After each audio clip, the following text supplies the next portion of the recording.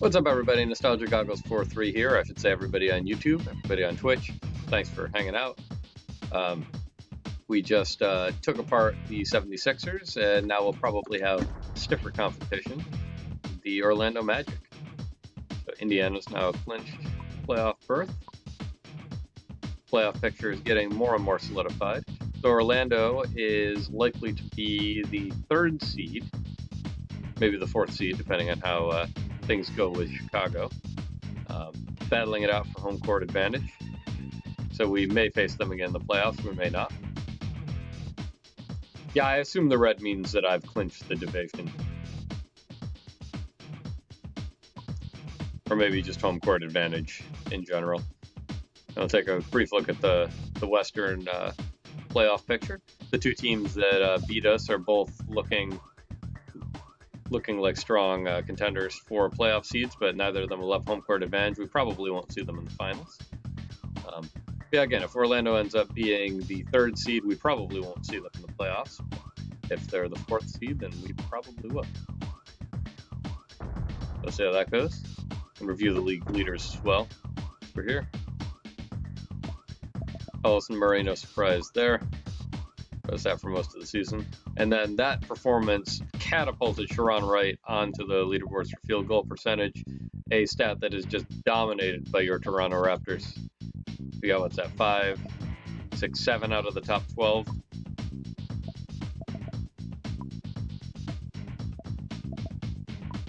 Davis still clinging to the three-point leaderboard because I haven't had to shoot any with him.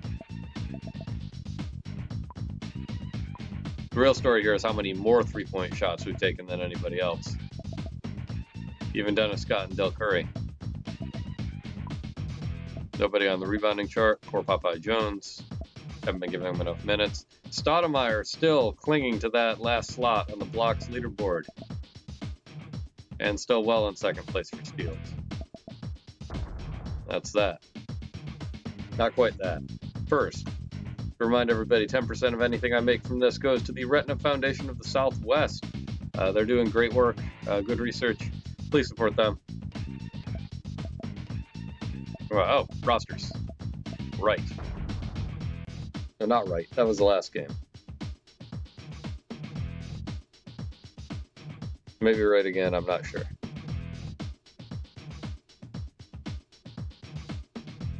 This time we'll just look at our top lineup overall, which is Murdoch, Davis, Murray,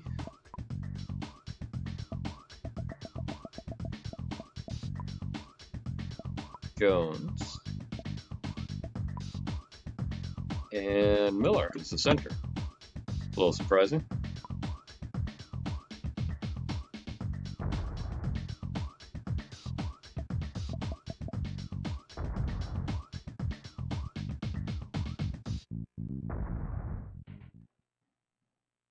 We're now closing in on what would have been an NBA record this season.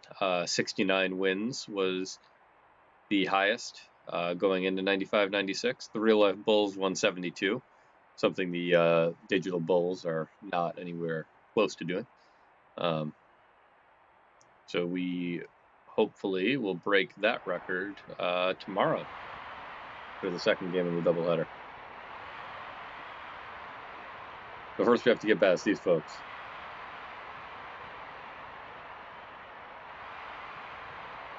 Horace Grant, impeccable choice in eyewear, and then Shaquille O'Neal.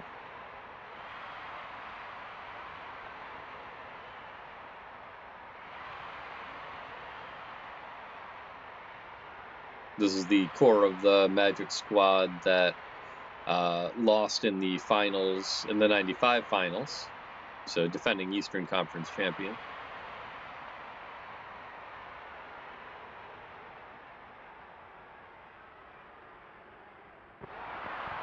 Of course, Shaq wins the tip. We are underway.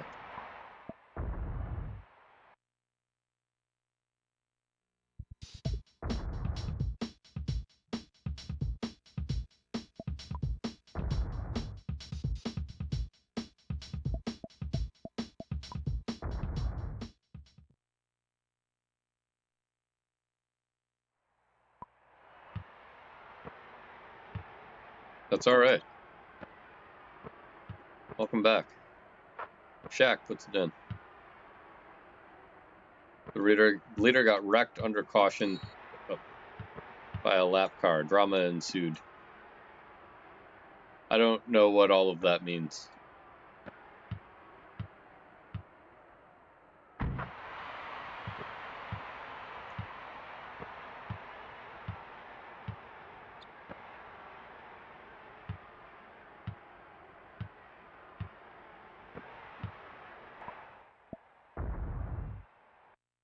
That's all right. Sorry, I'm not super knowledgeable in the race world.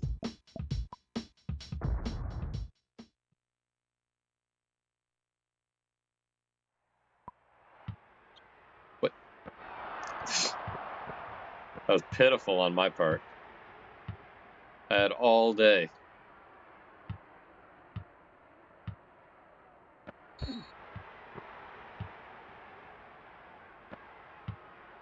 There we go. Murray for 3.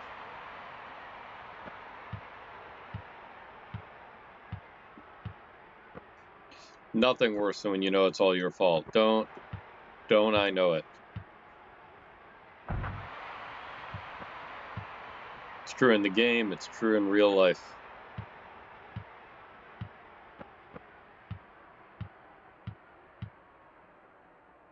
Wow, Penny.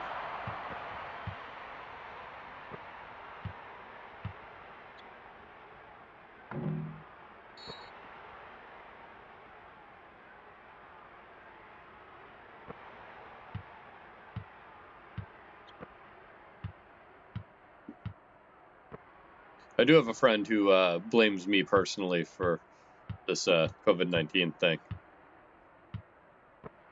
A little vague on the reasons why, but he said he considers it my fault and holds me responsible.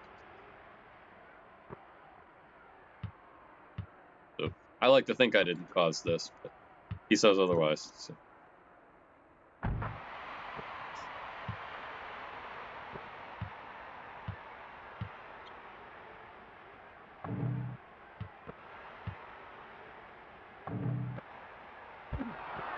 Ugh. No.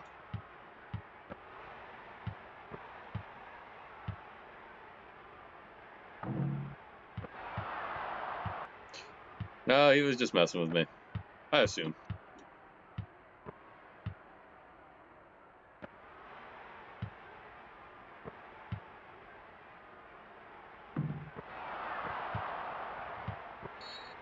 Oh, come on. I was just standing there, ref. There was no reasoning with these digital referees. None whatsoever.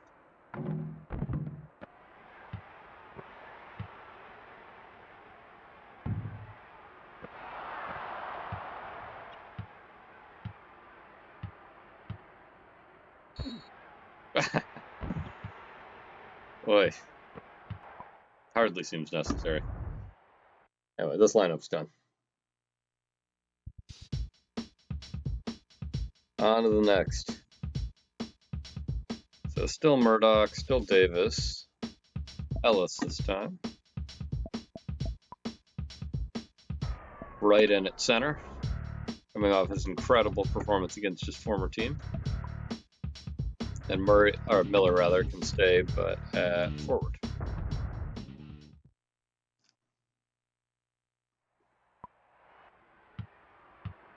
There's a hypothetical question for you, Switch Greatest. Let's say there was a global pandemic and you were going to be stuck in your house for a while and you could only have one video game console or platform available to you. Let's say PC counts, but no unofficial emulation. What would you pick?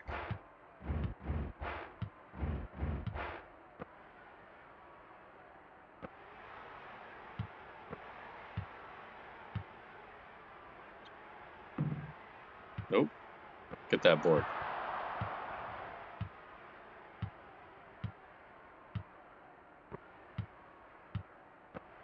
Yeah, backward compatible. Like anything that you can legally play. I just didn't want I wanted to eliminate, like, oh, I pick a Raspberry Pi because then I can play anything released before 1996, sort of thing.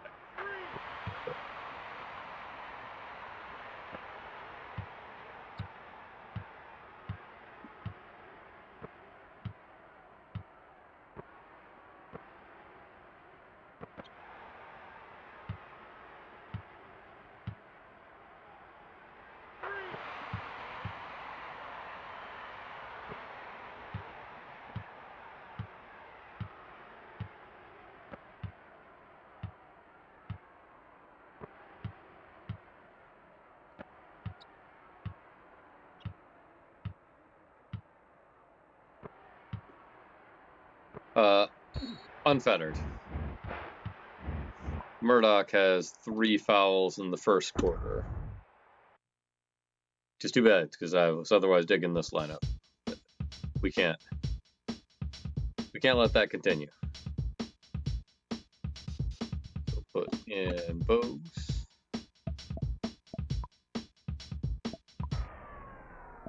Rustford.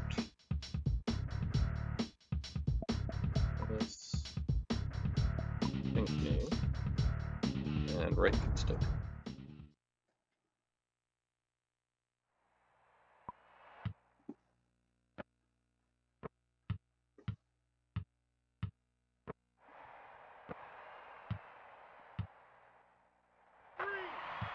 There we go.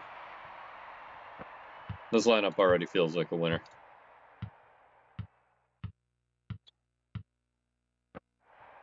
Muggsy.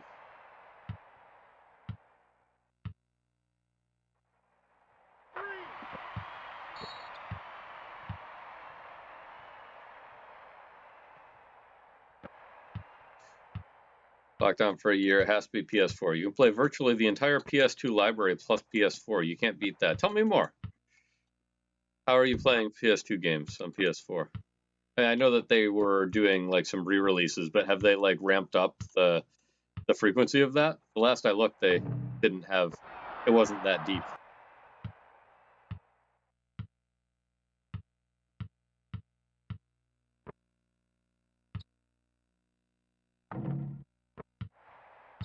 There you go, Muggsy.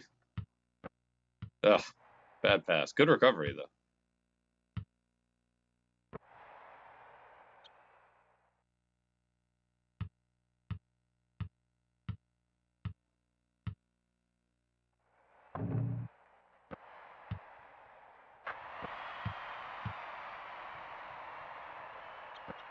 Oh, you were assuming the PlayStation Network had a wide selection of PS2 games. They didn't last I looked, but I have not looked recently. Still PS4, the only other option is the PS2 itself. Now, that surprises me. I thought you'd go Dreamcast.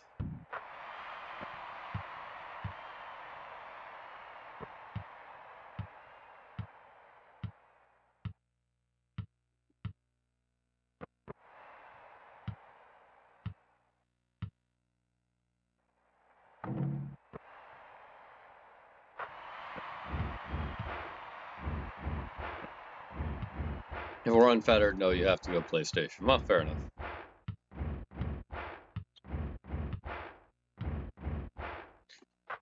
Yeah, for me, I guess it depends on with whom I'm locked down. If I'm by myself, I think I go PS2. Between the PS1 and the PS2 libraries, that's really hard to argue with. If you're limited to what you personally have on hand, you might go 360. Great defense there. I can't fault them that. If I'm locked down with other people who like to play games, I might have to go with the Wii. I mean, Mario Kart and Smash Brothers alone are pretty compelling there. Plus, you got a lot of retro greatness.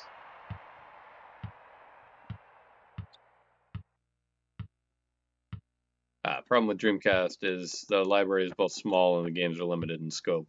Like, there isn't a 200-hour game to get lost with that you currently own. Oh, that's fair.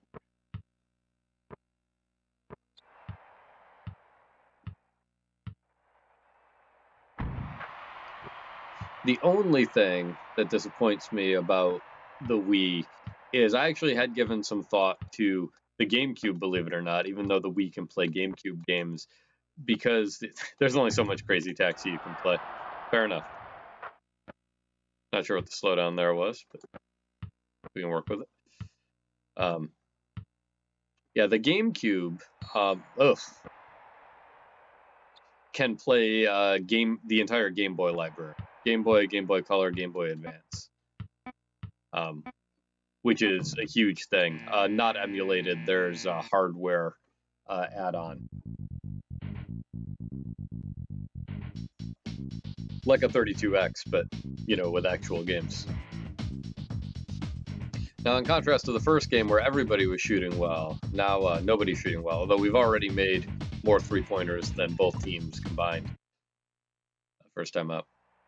But anyway, unfortunately, no one has figured out a way to get... Yeah, those stats are brutal. No one has figured out a way to get the Game Boy player to work with a Wii, which makes me think that it can't be done, because I think someone would have figured out how to do it by now, if it was at all possible from a hardware standpoint.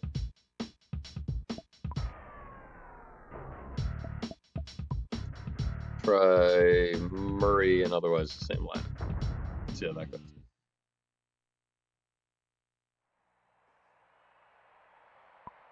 Yeah, because the Game Boy Advance has for a handheld, a surprisingly solid library, I think, and very deep. So that is a loss, but ultimately, I'd rather have the Virtual Console. I'd rather have the greatest hits from all the other consoles, including decently emulated N64.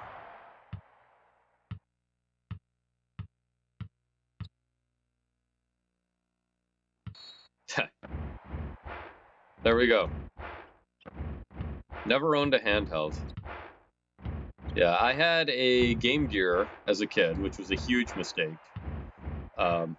I don't recommend that unless, well, I suppose these days with the screen replacement and lithium batteries.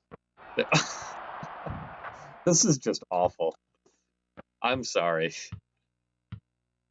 My goodness. I need a dead ball. I might even just call timeout. There we go.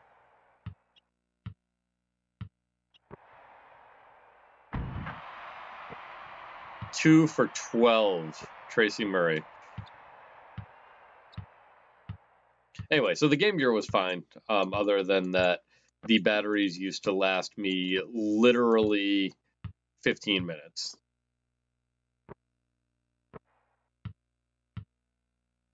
I mean, granted, we were buying like the BJ's bulk packs of batteries, but still, like I would start one game of NBA Jam with fresh batteries, and then they would die in the third quarter. It was really bad. And then I did have a Game Boy Advance. Yeah, if your options are limited, that is fair enough. Had a Game Boy Advance for a while in high school, although I never really used it much. And then as an adult, briefly, I owned a couple of PSPs. Joe wanted to use for portable emulation. That didn't pan out. There we go. I guess technically right now I have a 3DS in my house, but that's only because everybody on Craigslist flaked on me. And I'm not in a hurry to try Craigslist in the current environment.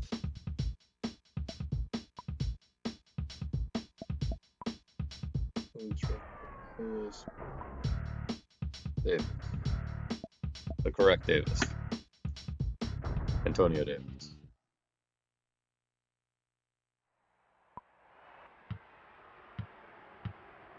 It's also been very limited on minutes recently.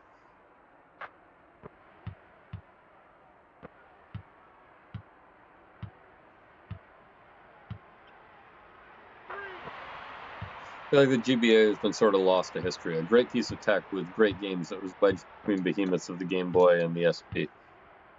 You mean the DS?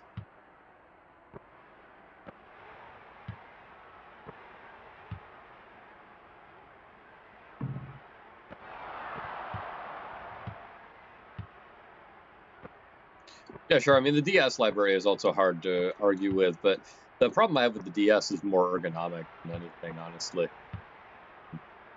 Even aside from the shape of the console, like what people, I don't find any of the models as comfortable to hold as the original Game Boy Advance was. There's also like the two-screen thing is a cool gimmick, but in practice, a lot of times I find it difficult to track both screens simultaneously.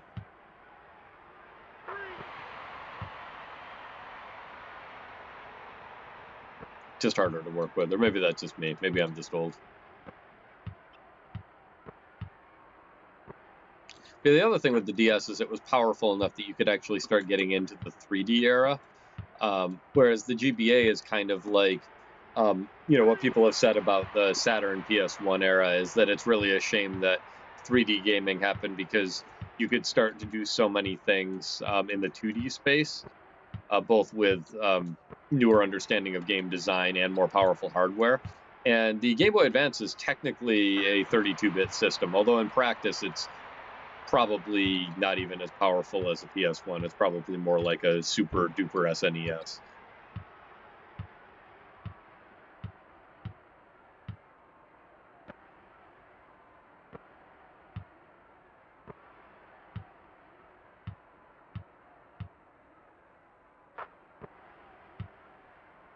Sure, it is a mark of our age. Yeah. And it makes sense. The 2D games are back in vogue. I actually think for most genres, 2D is better than 3D, which I know is a hot take.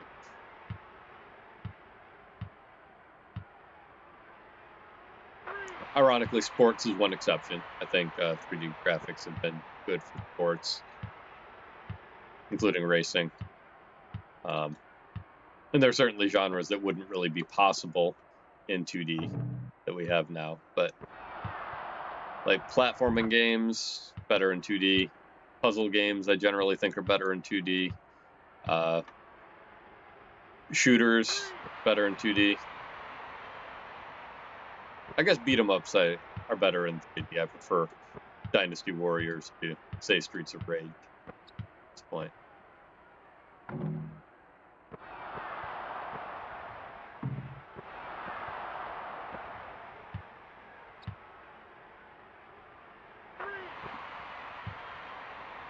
Found our lineup.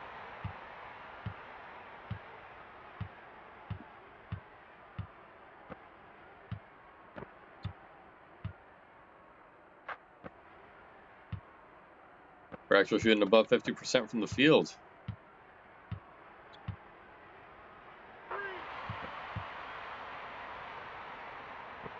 Yeah, platformers in 3D can be great, but they require a lot of assists. It's hard to line up jumps in a 3D world. Yeah, exactly.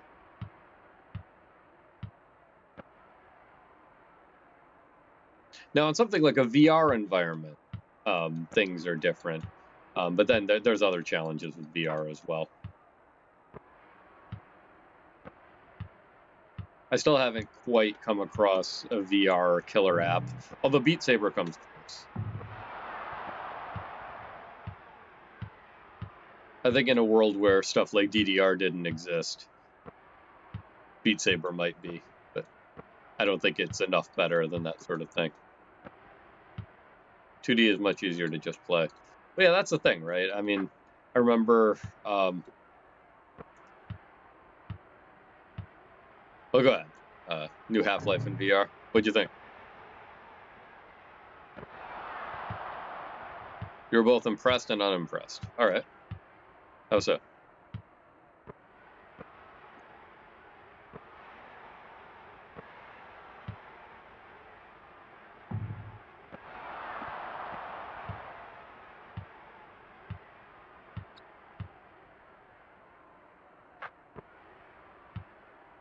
The tech looked great, but it didn't strike me as a game you would find fun. Well, sure. I mean, there's a lot of, like, gimmicky stuff in VR, at least that I've encountered. There's some cool things. Like, I played a Apollo 11 simulator where it, like, puts you in the capsule and you can get out and, like, walk around the moon a little bit.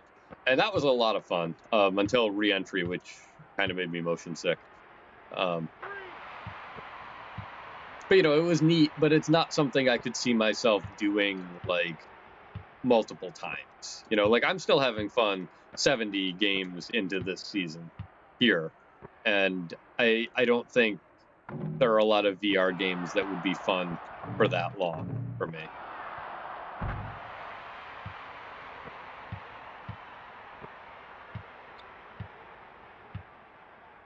Again, Beat Saber is pretty much the only one that I've come across that I think I'd spend anything resembling solo time with.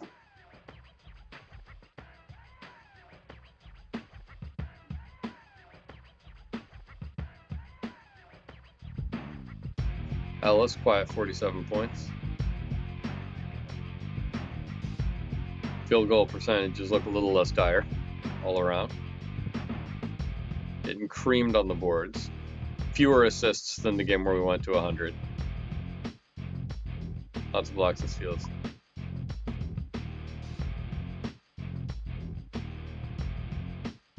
Who is Charlotte's first pick in the 1991 NBA draft? Anyone? Any ideas? Tim Troy, humanitarian and philanthropist. Spitz the Great, Dr. Ambassador Dortmunder. Thank you so much to my patrons. You guys make this possible. And also the Retina Foundation of the Southwest is trying to make vision possible for people who wouldn't otherwise have it. So check them out, support them. No idea. This was a trivia question in the last game. Larry Johnson is the answer.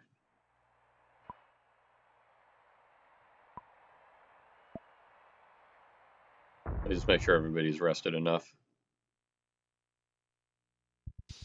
As we head into the second half, yeah, we can stick with this lineup.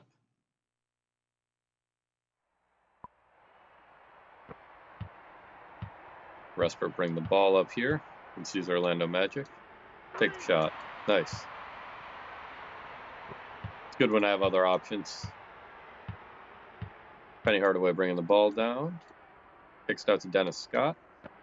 Scott's had a quiet game. There you go, Muggsy.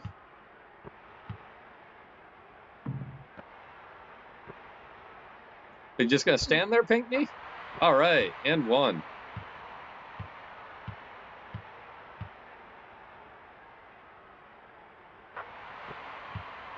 Three-point play, Ed Pinckney. I guess you were right, Spitz the Greatest. We were right to keep him.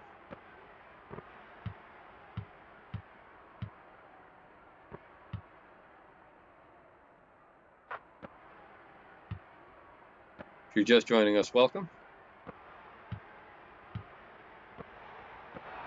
Ugh. Great grab by Resper.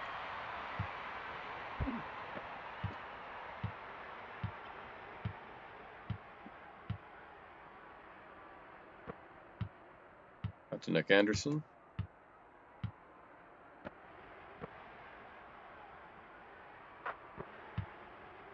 Thought Penny might try to drive on me. Ugh. Bad luck.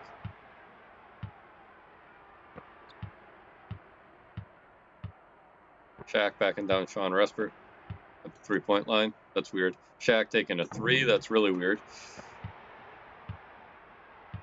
Not quite sure what's happening there. And then he came out to guard me. Does Shaq think he's a small forward? Look at that teamwork. That's right, Spitz the Greatest. Oof. Orlando hitting me right back. Davis.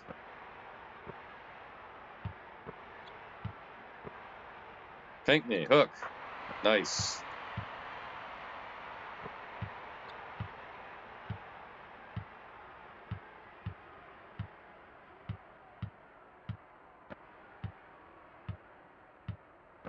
What do you mean, what?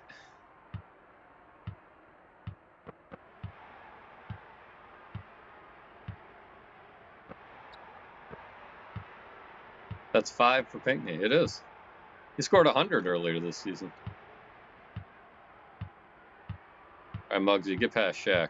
There you go. Muggsy Bogues, that bucket purchased for us by Tim Troy, humanitarian and philanthropist. Patron at our Buy a Bucket tier. He is ripping it up out there.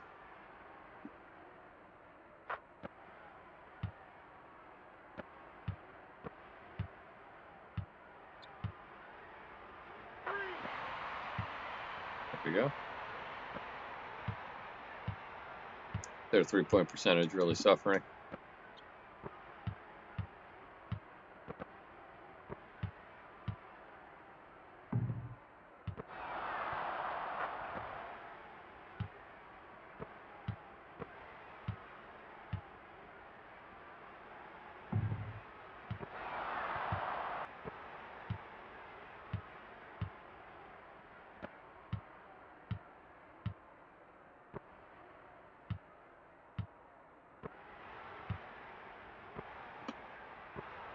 Oh, Muggsy, why did you stop?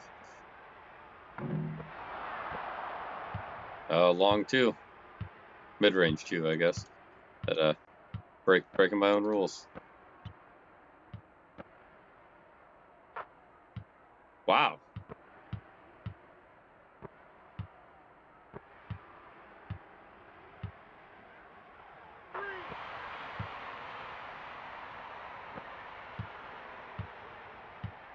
So this lineup feels pretty good, but we're not really extending our lead all that much from where we were at halftime.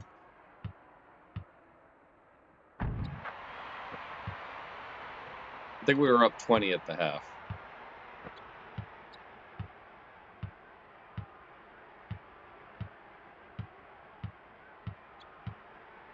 There you go, Muggsy. Oh.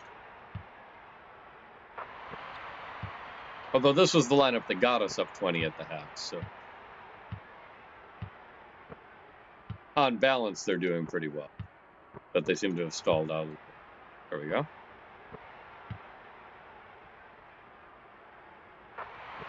All right, and that bucket purchased for us by Tim Troy, humanitarian and philanthropist. He and Dr. Ambassador Dortmunder always get the Muggsy shots.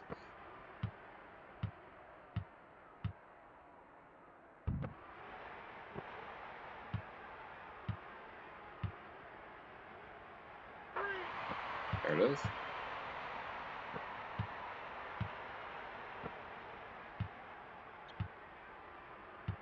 So we're talking about PS4 and backward compatibility. What do you think? Do you believe that the PS5 is going to be more backward compatible than just PS4?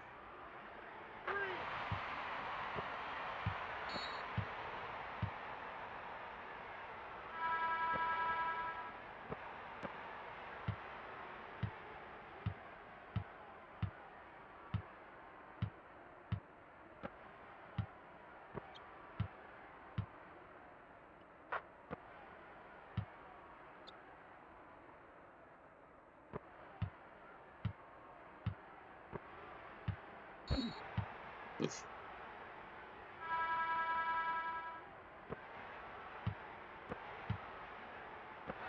Oof.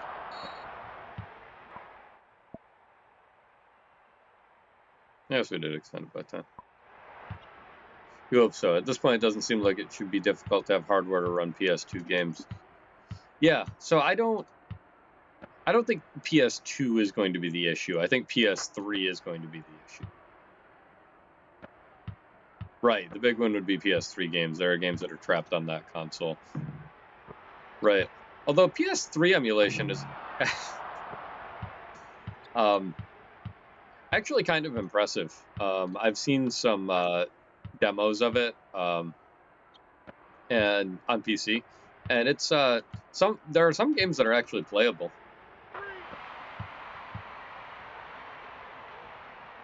We used to accept that, but in 2020 it seems crazy that games can get trapped on one dead system. Indeed. I think the cell processor is going to be so difficult, though, that they're not going to want to do that. So I suspect either we won't, because the other thing, too, is they want to make money, right? Like, it's got to be backwards compatible with PS4 because people have invested so much digitally. But I think either it won't be, or if anything, what you'll see is backwards compatible with PS1 and PS2, but not PS3. Just kind of admitting defeat about the cell processor. Oh.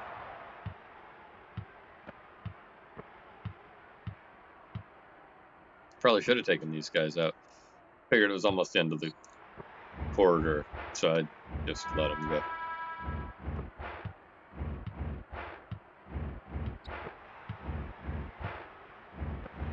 There we go. That one's for you, Spitz the Greatest. Patron at our Buy a Bucket tier. Huge supporter of the give and go, especially when it involves Ed Pinckney.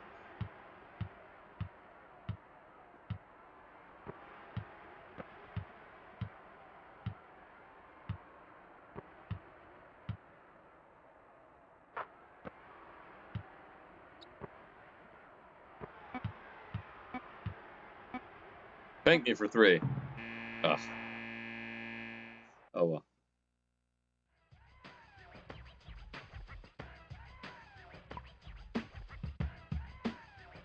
There we go. Field goal percentage inching upwards. Larry Bird.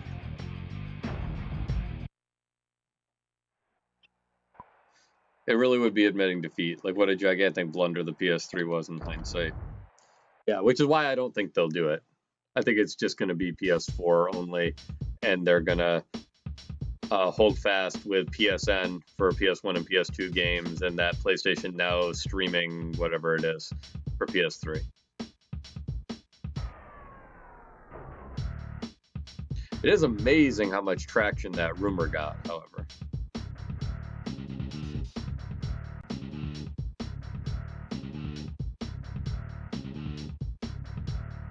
Let's see here.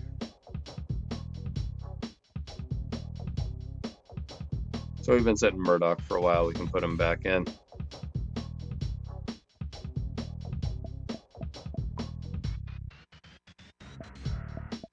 Murdoch, Davis,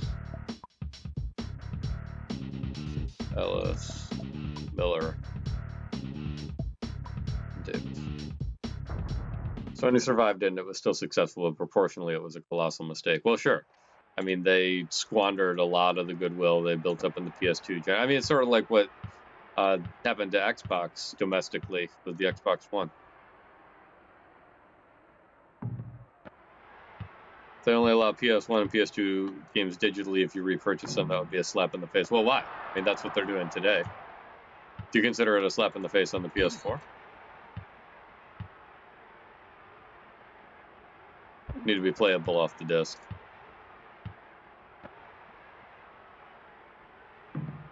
Nope.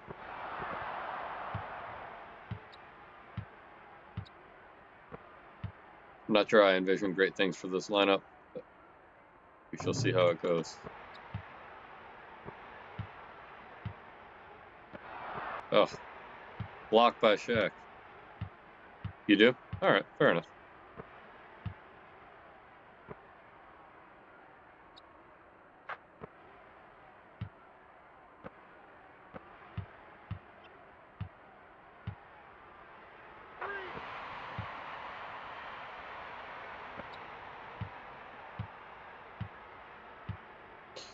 It would be a great selling point for the hardware, at least, but not for the software. So I guess it depends on where necessarily. So I guess it depends on where they're making money.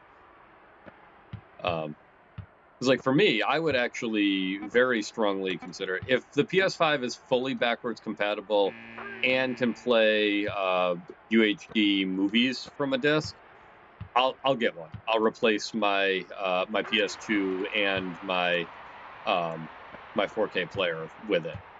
But I don't know how many PS5 games I'll actually buy. Like, I'm mostly happy with the PS2 library. There may be a couple of like, I'd probably get 2K14 for PS3. I'd probably get some MLB The Show, more modern ones. I'm content with 11, but it's because I can have all the other stuff that I want from the PS2 era.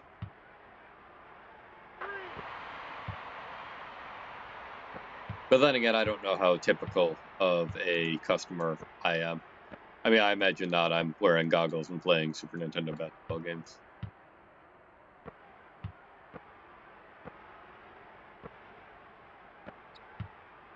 But Sony historically has taken a loss on the hardware and tried to make it up with software. So, if that's still their strategy.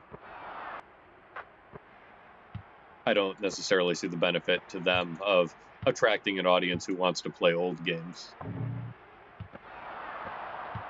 I think Microsoft's philosophy has been that so few people are doing it, and it's that like it builds more goodwill than it does actually cost things.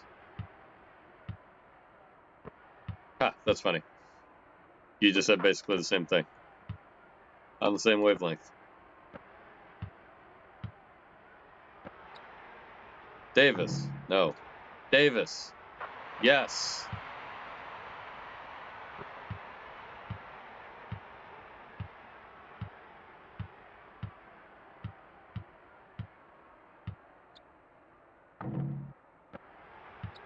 Yeah, and so many gamers seem to be focused on graphics as well, that I think in some ways it's a selling point for the system too, even if people are trying the PS2 games, then they, they go to a PS5 game afterwards and they think, wow, that looks so much better.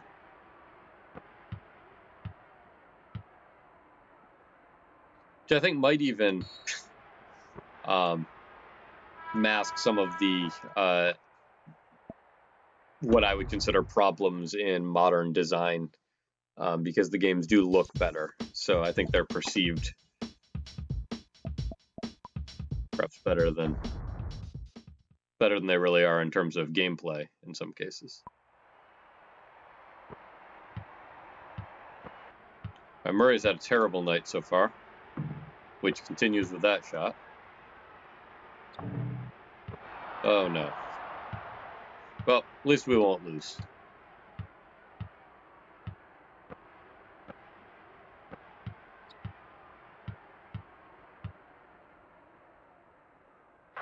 Yep.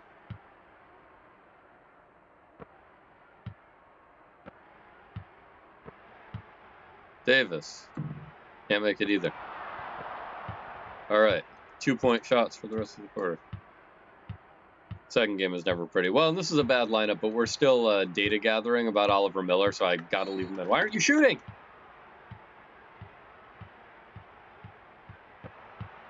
Man, that was your moment.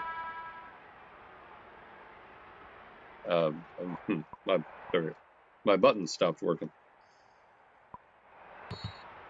This whole technology.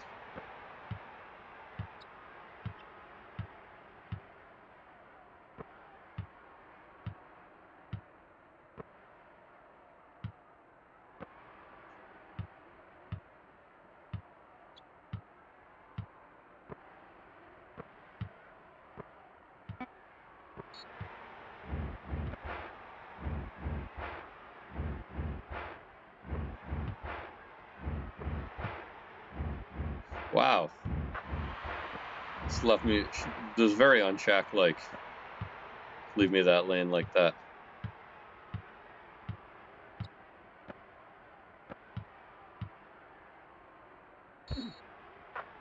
Ugh, bad decision.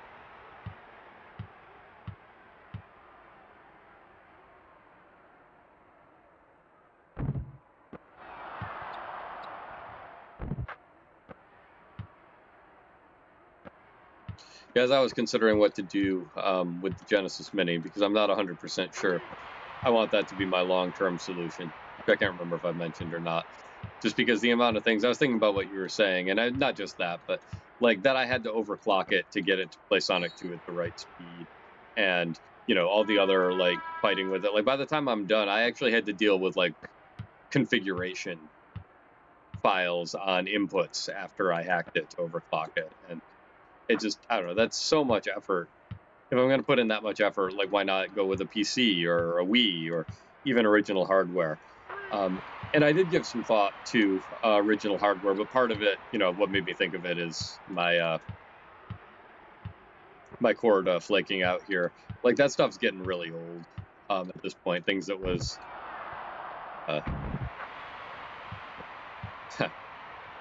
a long time ago, the emulation will never just work. Yeah, indeed. And the other thing about it, too, though, is save states. Like, I was playing Toe Jam and Earl when I first got it, and then I had to go up for a child-related issue, and I was able to just save my game, and I can come back to it later. And that's something that I really like, especially on console. Like now, PS4 does that as well, I believe, right? They have like some kind of system level like suspend thing, which is pretty cool.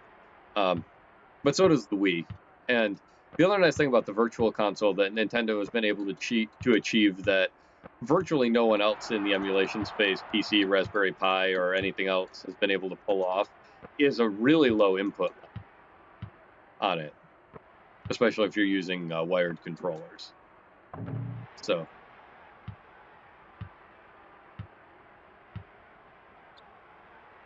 I know that official emulation is not necessarily better than hobbyist projects, but on balance, I think for the most part, the Virtual Console is. It doesn't have all of the graphical features or as robust of a save state system as the homebrew things. But for what I want to do, I think it might just be perfect.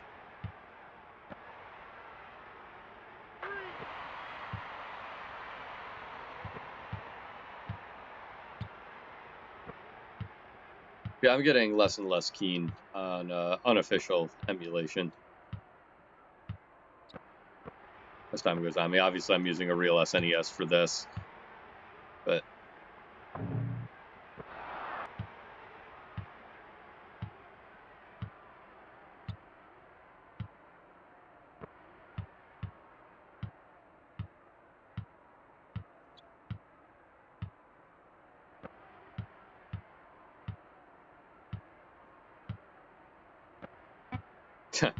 could fire up my your Sega CD right now and play some authentic 16-bit games if it didn't require those gigantic AC adapters. The struggle is real.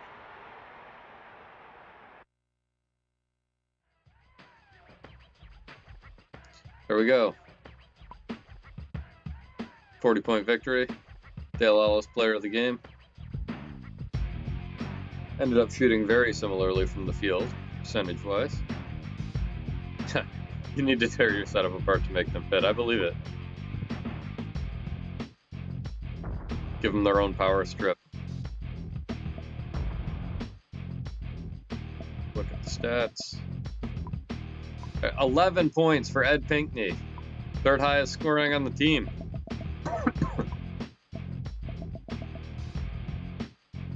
11 points, 71% shooting.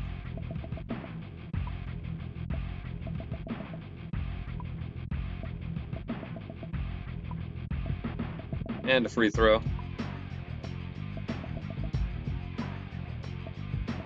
I think Ed Pinkney, player of the game. 5 blocks from Muggsy Bogues.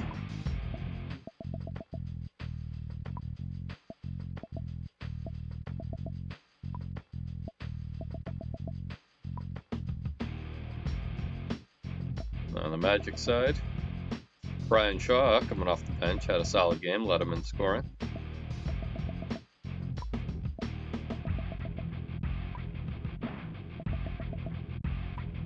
Not a lot of success from behind the arc.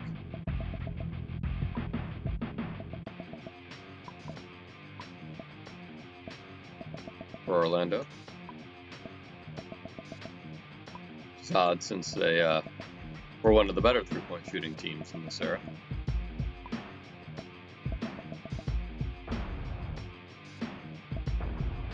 And a quick look at the shot summary. So, breakdown by quarter. That's interesting. The second quarter felt a lot better to me than the first, but it was actually exactly the same.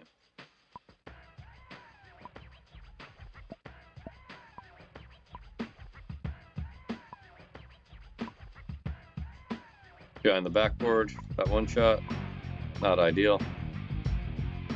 I should have shot with Respert more. He had a good outing. Muggsy got his 2. There's 4. Pinkney, though.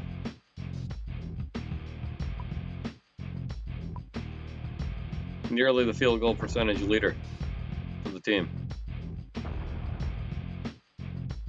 There you have it. Oh, I forgot to mention 3/29. It's my wife's birthday, so happy virtual 1996 birthday to my wife. There you go, March 31st, which is actually today. So tomorrow we will take on the Lakers, second time this season, and also the Clippers. We've got the two LA teams. Wonder if they traveled together. That's funny. Anyway, thanks so much for watching. I'm Nostalgic Goggles for 3. I hope you have an excellent evening, and stay strong. Do what you need to do. If there's anything I can do, let me know.